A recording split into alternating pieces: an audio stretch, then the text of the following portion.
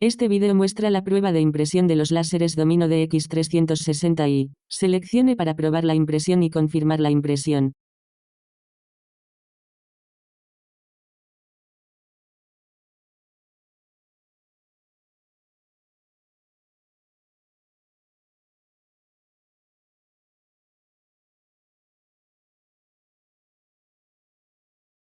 Después de la prueba, compruebe si la posición de marcado y el efecto de impresión cumplen los requisitos.